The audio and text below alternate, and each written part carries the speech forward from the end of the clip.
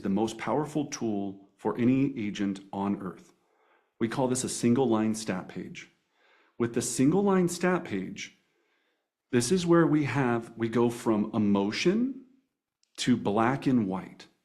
Now in every MLS, ours probably looks different than yours. I've never encountered an MLS that doesn't provide in some form or fashion a single line stat page. During this journey of pricing, we're taking people going from pictures and emotion to averages and black and white reality, right? Just simple numbers on a page. And when you get really, really good at utilizing this tool, you have your actives, your pendings, and your solds. On this, it's going to give you list price to sell price ratio. When I say list price to sell price ratio to sell price ratio means the original list price that somebody had versus the final sales price of any price adjustments they made over time. It's a very powerful tool, conversation to utilize. Then the second piece of this is, of course, you're going to have average above ground square footage, finished square footage. You're going to have average days on market. And this now takes them out of emotion and into reality. And now we can start to have a very simple conversation about reality. So if you're going to utilize this, or I hope you do, is when you're talking about the active, so if we need this, and I'm going to talk about later how to present it, we can go, great. So I know, John, you said that you wanted to list at 500,000. Well, let's take a look. We looked at the actives. The actives right now, the three of them, are all currently at about 475. Now you're wanting to list at 500, and these actives at 475 on average haven't sold in an aggregate of 18 days. So John, if we were to list it at 500,000 and these ones haven't sold at 475 and they've been sitting on the market, what do you think is going to happen to your home? Okay, we're going to talk about pricing objections here in a moment. Cool. Then the pendings are what's happening in real time, but we don't know what the final sales price is yet, right? Because they haven't closed. So we have a finger on the pulse for pendings. Right? And if you need more pendings to tell your story, great. As you could see on this example, we had more than 3, right? But if the pendings help tell your story, then that helps tell your story. And then when you look at the closed, now we get to reality land. Whatever the actives want, don't matter. That's fantasy world. Whatever the pendings are, we don't know because those actually haven't closed yet. But here's what we know is reality. And then we can go through. Now, in doing this, if you're in a residential neighborhood, you can use price per square foot a lot to prove your story, but make sure you did your numbers ahead of time. If you go, okay, look, based on average finished square footage, I take that number, multiply it times their price per square foot, that's going to give you a number. And let's say that that number is 475, right? Seller goes, I want 550. You go, okay, I understand that. So at 550, I'm going to take 550 divided by your square footage. That means you're going to be at $280 a square foot. I know that's not the right math. I'm just spitballing here.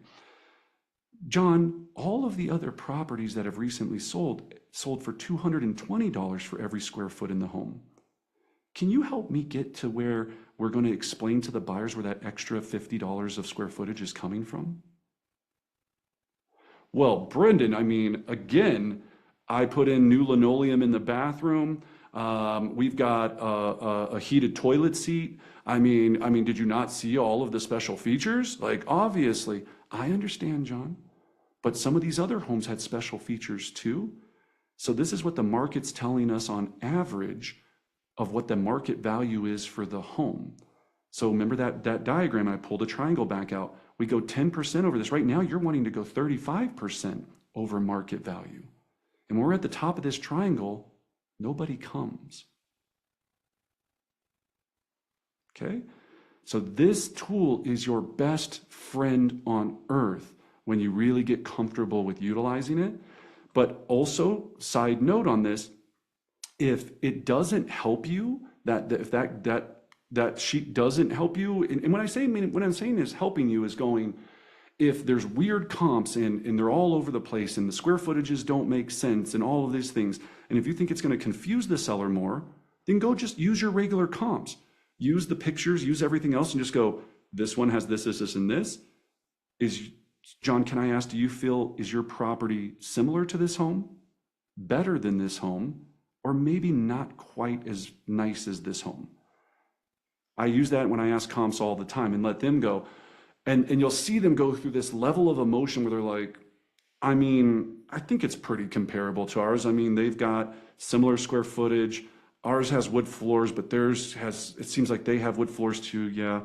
I would say it's similar. But, you know, one of the things they don't have, Brendan, and they'll always go to this, and I go, but again, I understand, right? Then if there's a home that's just brand new or completely remodeled, and I'll go, same question. Do you think this is similar to yours? Is this comparable, better than your home or more valuable than your home from what you can see here? Or do you think, right? And just have that conversation and let them do it. I'm never, write this down, I'm never telling or recommending what they should price it at.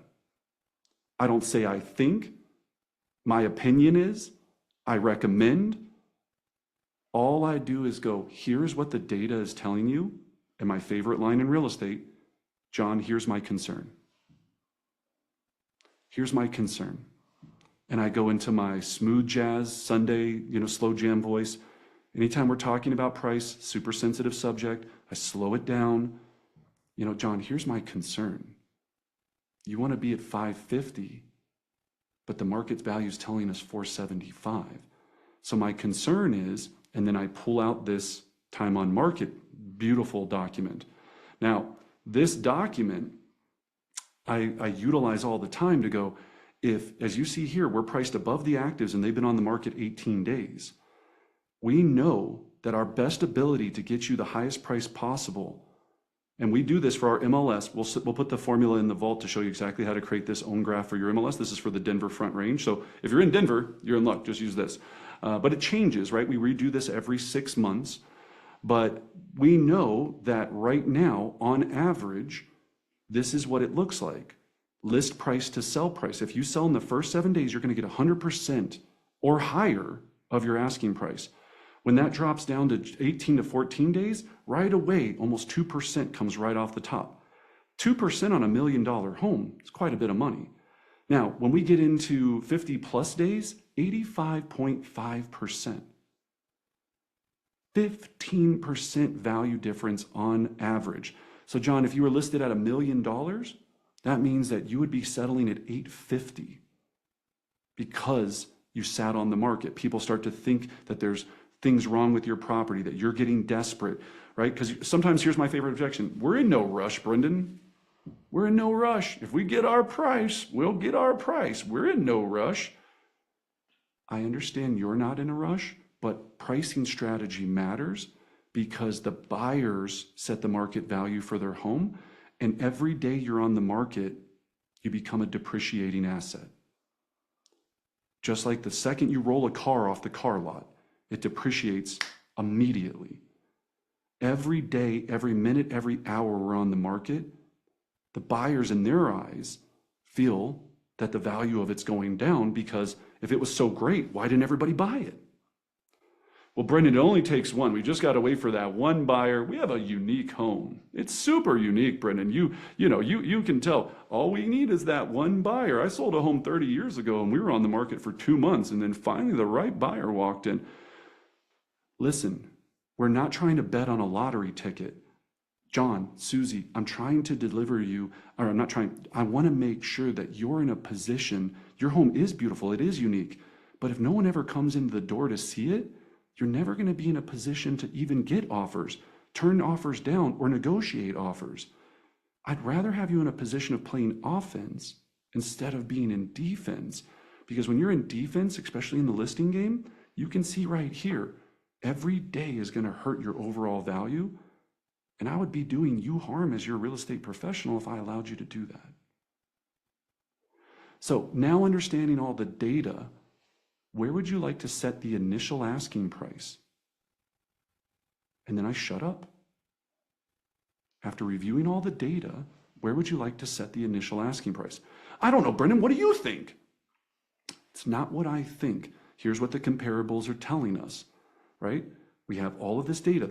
475 is what the closed have sold at that have similar, different features and benefits than yours, but very, comparable as we looked at through those and through the pictures. The actives are here, But John, Susie, my concern is you go above 475, no one's going to get to see the amazing view that you have. No one's going to get to feel that heated toilet seat on their warm tush, right? If I can't get them here, they're not going to be able to experience that. Some sellers do not understand that they can turn down offers.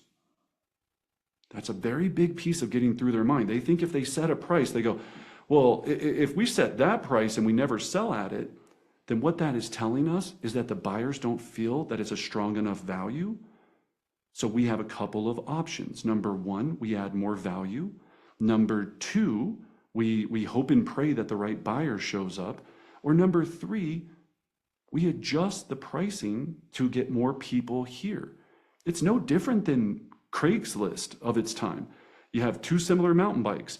If one mountain bike isn't selling and the other ones are selling, you got to drop the price of your mountain bike or your old TV stand until somebody comes over to your house and picks the darn thing up. It's no different. We just overcomplicate it in our mindset. Okay? So this is a powerful tool.